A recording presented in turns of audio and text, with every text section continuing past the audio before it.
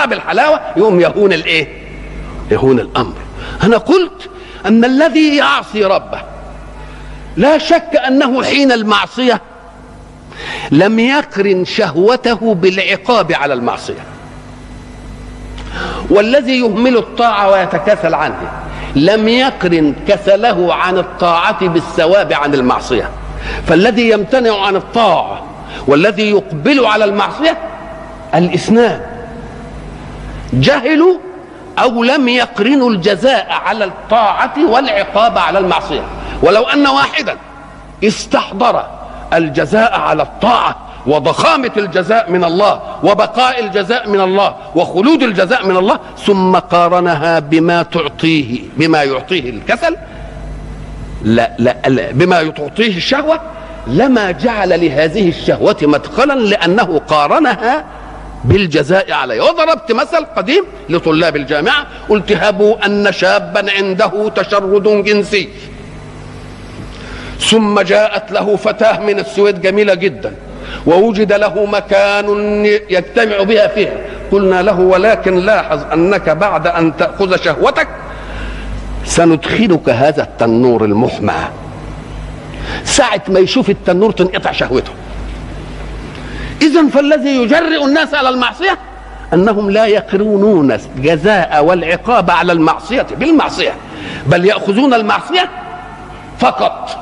والذي ايضا يتكاسل عن الطاعه يفصل الجزاء على، لو انه قرن الجزاء على الطاعه بالعمل. ولذلك كل المجدين في الحياه والمتكاسلين، المجد في الحياه الطالب الذي جد في دروسه وتعب وقام مبكرا وانصت الى اساتذته وقضى وقته كله في الاطلاع والمذاكره، انسان قرن نتيجه هذا العمل بالعمل، فقال وسأصبح بعد ذلك إنسانا لي مركز في الحياة ومعي شهادة عليا وإلى.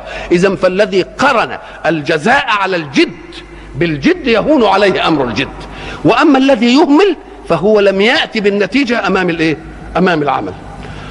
الحق سبحانه وتعالى حينما يدينا البلاغ عن الرسول لا بد أن يثبت صدق هذا الرسول. ما دام واحد بشر قلنا لازم يكون بشر. قلنا في الحلقة السابقة انه لازم يكون بشر، لانه لو كان ارقى من بشر لا تنفع الاسوة به. لانه لما يجي يقول ايه لكم في رسول الله اسوة حسنة نقول له لا يا رب ما نقدرش. ليه ما تقدروش؟ انه من طبيعة اخرى غير طبيعتنا، ده ملك واحنا نقدر نعمل زي الملك. اذا فلاجل الاسوة لازم يكون من ايه؟ من نفسه. ولذلك ربنا يعرض القضية دي كما قلنا وما منع الناس أن يؤمنوا إذ جاءهم الهدى إلا أن قالوا أبعث الله بشرا رسولا. هذا هو منطق الغباء. قل ردا عليهم لو كان في الأرض ملائكة يمشون مطمئنين لنزلنا عليهم من السماء ملكا رسولا. إذن لا بد أن يكون الرسول من مين؟ إذن فالذين كما قلنا يدعون أن المسيح إله أو ابن إله نقول لهم إن كان كذلك فقد فقدت به الأسوة، لانه ما يقدرش يقول اعملوا زي، نقول له لا هو احنا نقدر، ده انت اله وابن اله ما نقدرش. يبقى انهدمت قضيه الايه؟ قضيه الالوهيه. ولذلك تجد حينما توجد فتنه في هذا، الفتنه وجدت ليه؟ ليه وجدت في عيسى؟ اما قال لك لانه اصله هو انعدم فيه عنصر الذكوره. طيب وبقي عنصر ايه؟ ما دام انعدم فيه عنصر الذكوره وبقي له ايه؟ عنصر الانوثه. طيب الفتنة فيه أولى ولا الفتنة في آدم اللي لا ذكورة ولا أنوثة؟ كان يجب أن تكون في من؟ في آدم، أولى من أن تكون في إيه؟ عيسى. ولذلك انظروا إلى قضية القرآن إن مثل عيسى عند الله كمثل آدم فإن كنتم قد فتنتم في عيسى لأن عنصر الذكورة ممتنع فيه فكان يجب أن تفتنوا أكثر في آدم لأن عنصر الذكورة والأنوثة ممتنع فيه معا. ويبقى نقول لأقوى ده على فرض يعني اننا هنتنازل شويه. يبقى اذا لابد ان يوجد الرسول بشر ولا بد ان يمد بايه. هذه الايه التي نسميها المعجزه. المعجزه هي التي تثبت طلاق قدره الحق في الخروج على قوانين الاسباب ونواميس الكون. كل شيء له ناموس، كل شيء له قانون، قانون السببيه والمسببيه. لكن قانون السببيه ينخرم في الرسالة ازاي؟ قال لك لابد ان ياتي بشيء الاسباب ما تجيبوش، يديله معجزه. ولما كنا شرحنا هذه المساله قلنا لم يكن حظ الله في نجاه ابراهيم من النار انه نجيه، والا لو ان المساله كده كان لا يمكن الكفار منه. ادي واحده. كان لما اوقدت النار لاحراقه كان يبعت شويه مطر يطفوه. انما لو صنع هذا لقيل نواميس حالت بيننا وبين ارادتنا، لو مسكناه كنا حرقناه، لا امسكوه. لو السماء ما امطرتش ودي مش في ايدنا كنا حرقناه، لا ما تمطريش يا سماء. لو النار جينا نولعها وما ولعتش كنا نقول يا سلام لو ولعت، نقول له لا تمسكوه والسماء ما تمطرش والنار تبقى موقوده وتتمكنوا منه وتاخدوه كده وترموه. لان الله لم يكن حظه ان ينجي ابراهيم، لو حظه ان ينجي ابراهيم كانت في وسائل ايه كتيره قوي، انما حظه ان تبقى النار نارا بقانون الاحراق فيها ويلقى ابراهيم فيها، ومع ذلك يأمر من خلق الأسباب أن تتعطل الأسباب. قلنا يا نار كوني بردا وسلاما على إبراهيم. أدي العظمة، مش العظمة أنهم ما يمسكوش، لا. إذن فالمعجزة لا بد أن تكون أمرا يخرق الأسباب والنواميس لتكون آية على صدق الرسول في البلاغ عن الله. قلنا أيضا أن المعجزة لا بد أن تكون من جنس ما نبغ فيه القوم، والعرب المباشرون لتلقي الدعوة مهمتهم الفصاحة، ملكتهم البيان، عندهم لماضة، فيجي لهم من جنس ما إيه؟ من جنس ما قالوا. فلما جاءهم الرسول بهذا ارتابوا في القرآن. ربنا عالج بقى القضية دي بقوله سبحانه: وإن كنتم في ريب مما نزلنا على عبدنا فأتوا بسورة مثله وادعوا شهداءكم من دون الله إن كنتم صادقين.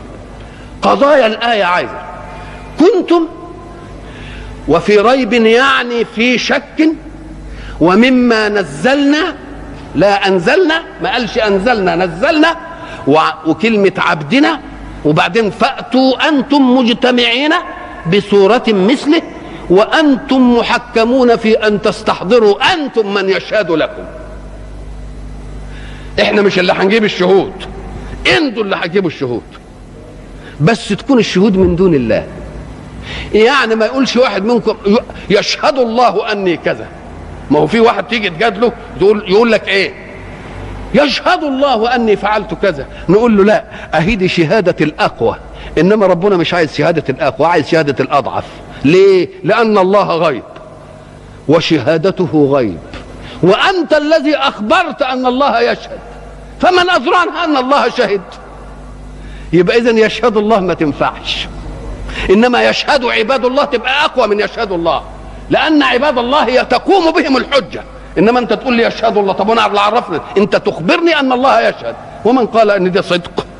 إذن أديا اللي يقول لك ربنا ما قبلتش شهادته وقبلت شهادة عبده، نقول له نعم، لأن شهادته مدعاة وشهادته غيب لم يطلع عليه أحد.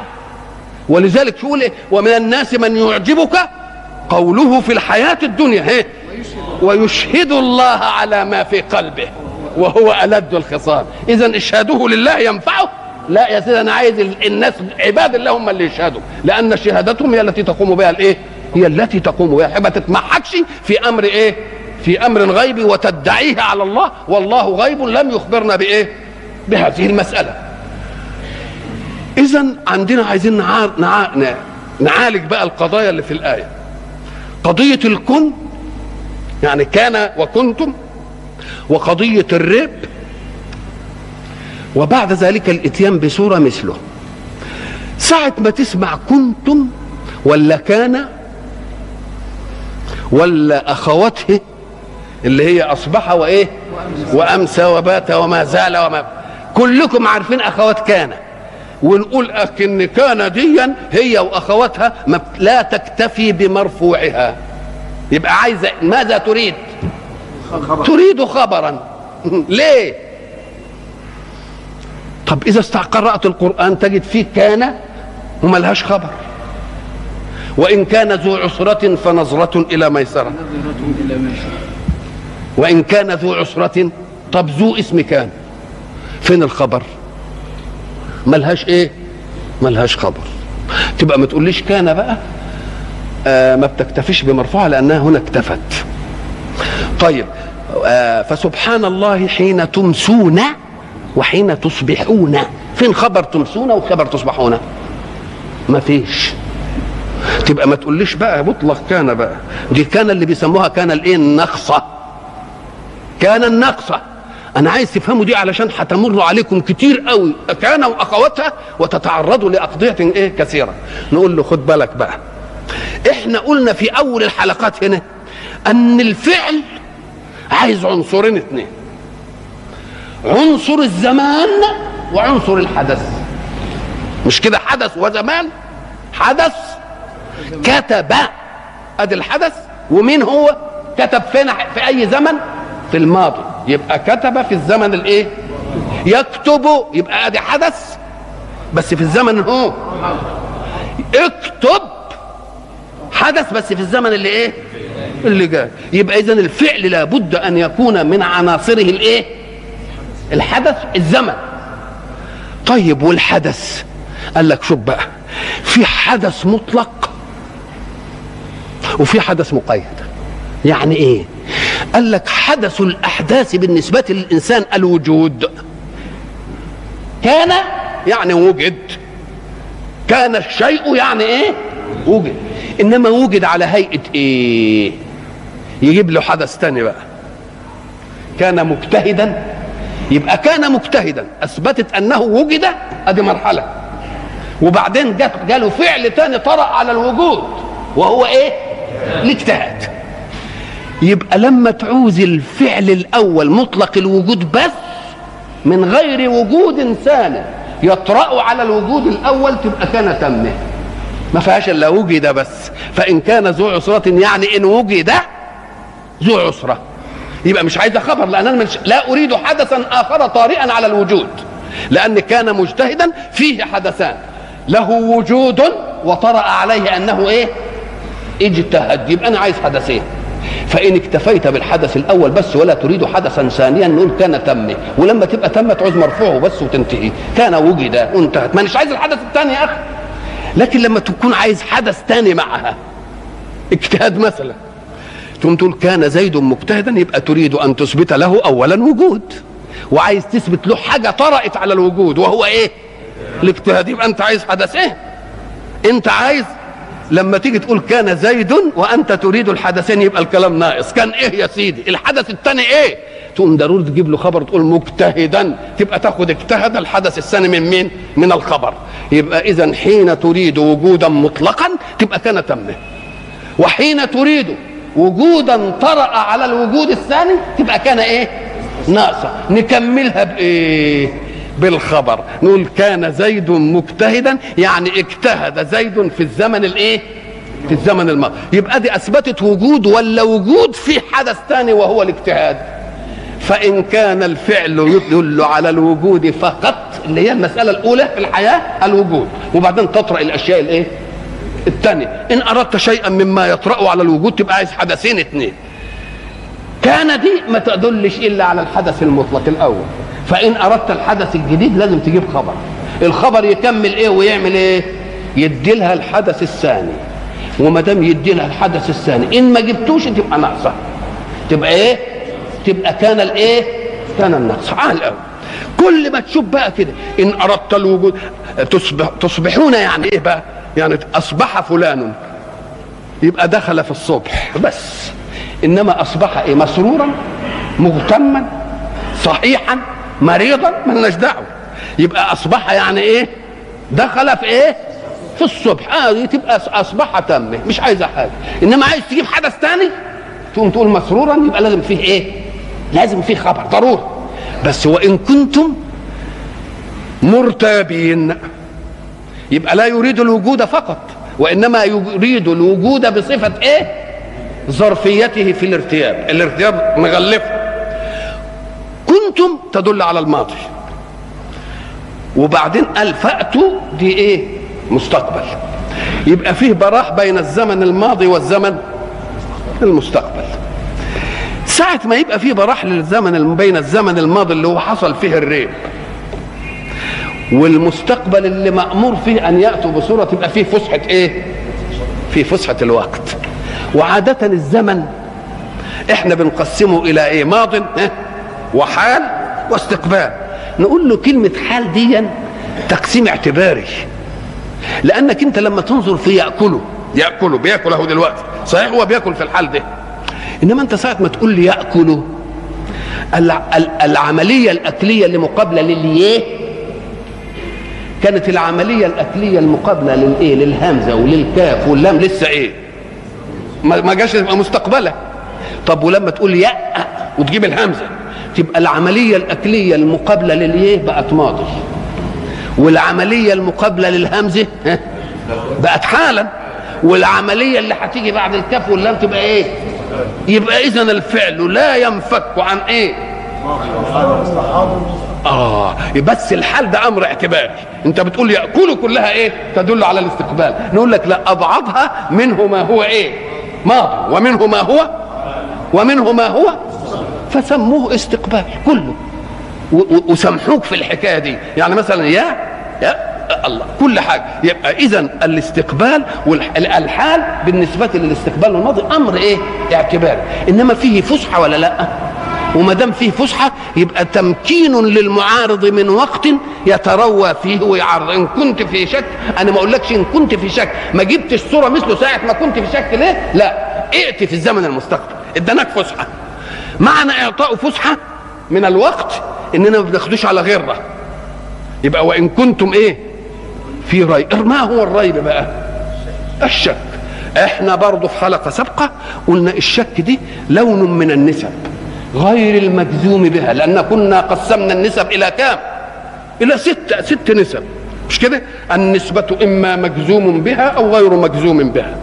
فان كان مجزوما بها هل الواقع كذلك ام لا؟ ان كان غير واقعه يبقى جاهل، يبقى الجاهل جازم بنسبة غير واقعة، مش كده؟ طب وإن كانت واقعة هو جزم وهي واقعة، إن استدل عليها فهي علم، وإن لم يستدل عليها فهي تقليد. طب فإن لم تكن النسبة جازمة نقول له إن كانوا متساويين يبقى ده اسمه إيه؟ الشك، الريب. وإن كان واحدة راجحة، الراجحة تبقى ظن والمرجوحة تبقى إيه؟ تبقى وهم.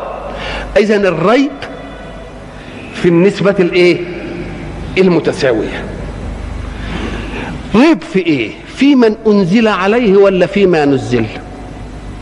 نص الايه ان كنتم في ريب مما نزلنا. يبقى اذا الريب في مين؟ في اللي نزل. يبقى معنى ذلك ان المنزل عليه ما فيش فيه كلام بقى. الكلام انتم بتتكلموا فيما ايه؟ فيما نزلنا. انتم هتتناقضوا، لأنكم بعدين هتقولوا ايه؟ وقالوا لولا نزل هذا القرآن على رجل من القريتين عظيم. إذا فقد نفيتم الريب في القرآن وأثبتتم الريب في من نزل عليه القرآن، فهذا اضطراب في التقابل. وما دام اضطراب في التقابل يبقى اسمه فلس في الحجة. مرة تقول لي الريب فيما ايه؟ ومرة تقول هنا، مش كده؟ ها؟ التناقض ده. يبقى انتم اللي بتتناقضوا. انتم بتقولوا ان كنتم في القران، بيقولوا ان كنتم في رجل ما نزلنا، يثبت انكم ارتبتم فيما نزل، مش كده؟ واما المنزل عليه ده ما فيش فيه كلام، ده هو صادق، ده هو امين، ده هو مش عارف. انما انتم اضطربتم. بعدين قلت القران لو كان منزل على واحد تاني يبقوا نقلتم النقد. وما دام نقلتم النقد يبقى اضطراب في الايه؟ في المقابله. وايضا اضطربتم تاني وقلت ده سحر، مش قالوا كده؟ قالوا سحر بيسحر الناس. قلنا في الرد عليهم علشان يبقى رد كده خالص، قلنا والله انتوا اغبياء يا بعد. ان كان سحر وبيسحر الناس اشمعنى انتوا ناصحين كده وما انسحرتوش؟ طب ما دام بيسحر الناس اشمعنى سحر الناس وانتوا لا؟ لو كان سحرا لسحركم معهم. اذا فبقاؤكم لتقولوا انه سحر دليل على انه ليس بسحر. طيب يقولوا شعر، طب فيكم شعر، فيكم شعر. يقولوا كهانه، فيكم كهان، مش كده؟ الله. اذا كل باب مردود عليه. وعلى ايه؟ بلاش الكلام ده كله، مسألة بسيطة. معنى في ريب يعني أن الله لم ينزل، معنى في ريب أن الله إيه؟ لم ينزل. عادي، ما دام ربنا ما نزلوش. إذا نفيت الفاعل لا ضرورة أن ينفى الفاعل. لم تقول ما سرق فلان من عندي شيء، يبقى أنت نفيت السرقة من فلان، إنما السرقة يبقى كأنكم آملتم أن شيئا نزل، مش كده؟ وبعدين بتقولوا بس هو ما نزلش من ربنا. طب نزل من مين؟ نزل من مين؟ ما هي لولا نزل يبقى فاهمين انه ايه؟ شيء نزل. طب نزل من مين؟ نشوف كده. اضطربوا مره وقالوا ده في واحد هناك قاعد هناك اهو على الجبل هناك بيعلمه. قال لهم اتقفشتم، لسان الذي يلحدون اليه اعجمي، روحوا كلموه كده ان كان يعرف ينطق كلمه عربيه. لسان الذي يلحدون اليه وهذا لسان عربي مبين، يا كذابين ان كنت كذوبا فكن ذكورا. ده اعجمي اللي انتوا بتقولوا عليه ده. طيب يبقى اذا فيه شيء نزل ولكنكم تنكرون ان الله هو الذي انزل. يبقى امال مين اللي نزله؟ يا اللي انتوا بتقولوا عليه ده ردناه. وعلى ايه؟ بلاش ده وده. ما دام انتوا فاهمين ان ربنا ما انزلوش وان هو محمد اللي قاله من عنده، طيب هاتوا واحد بقى يقول لنا زيه. الشيء اذا حدث من بشرية ذاتية، يعني انت قدرت على شيء بذاتيتك بدون معونة احد، لا تستطيع ان تتحدى به سواك، لجواز ان يكون الذي تتحداه قد وجد له هذا. ما دام وجد فيك، ما دام وجد عندك وهو من ذاتك مش من مصدر خارجي، يبقى ازاي يبقى عندك قوة كده وبعد ذلك تتحدى وتحرض؟ اللي يتحدى ويحرض لازم يكون فاهم ان مفيش قوة هتساويه علشان تجيب مثل هذا الكلام. وما دام انت من ذاتيتك، اشمعنى ذاتيتك هي اللي هتجيب ده؟ اشمعنى ذاتيتك هي اللي هتجيب ده وذاتية الآخرين لا تأتي به أيضا؟ إذن فكونه يصر على التحدي، والتحدي تحريض على المعارضة، ولا يحرض على المعارضة إلا من وثق أن من يتحداه لن يستطيع بذاتيته أن يأتي بمثل هذا، لأنه بذاتيته لم يأتي به، لأنه بذاتيته لم يأتي به. عاد يحرضهم ويتحداهم ويتوعدهم. تحريض ده شحذ همة المعارض الذي يحقق رقما في حمل الأثقال ويقعد يتحدى، وبعدين يجي واحد يكسر الرقم بتاعه. كسره ليه؟ لأن له برضه ذاتية زي ده ما تفوق، يمكن ده يتفوق عنه بكيلو. دي تؤدب بعد ذلك أن الشيء إذا كان من ذاتية نفسك بدون مدد أقوى منك لا يصح أن تتحدى به مساويك، لجواز أن يكون متفوق كمان عنه. إصرار محمد على التحدي ويحرض ويتوعد ويقول لهم اجمعوا وهاتوا، والإنس والجن وكل الملكات، معنى ذلك إيه؟ وثوقه أنه ليس من ذاتيته. لو لم يكن واثقا من أنه من ذاتيته لما أمن أن يوجد واحد مثله ولا واحد أقوى منه، وخاصة أنه لا يتحدى فرد بل يتحدى جماعة ويتحدى إنس ويتحدى جن. فقال لهم المسألة بسيطة، مسألة أنتم بتقولوا من عنده وأنتم بحكم وضعكم معه ووضعه معكم أقوى منه في تناول الكلمات والأدب. لم يؤثر عنه أنه خطب، ولم يؤثر عنه أنه قال شعر، ولم يؤثر عنه ارتياض بالبيان أبدا. عادي عادي عادي جدا. كونه عادي ديا ربنا معدها لمسألة، ولذلك يجب أن تفتنوا لما يقولوا النبي أمي إن هي دي عين القوة له. كون أمي هي عين القوة لا. ليه؟ قال لك لأن معنى أمي يعني زي ما ولدت أمه ما خدش حاجة من حد، ما تأثرش بثقافة أحد، علشان لو جاء بشيء لا يقال ان دي من الثقافات التي عرفها. يبقى لو جه بشيء يبقى ان كان الشيء ده مبهر يبقى لانه من السماء من فوق. يبقى اذا الاميه تقويه في مقامه ولا لا؟ الاميه تقويه في ايه؟ لكن الاميه بالنسبه لنا تبقى ايه؟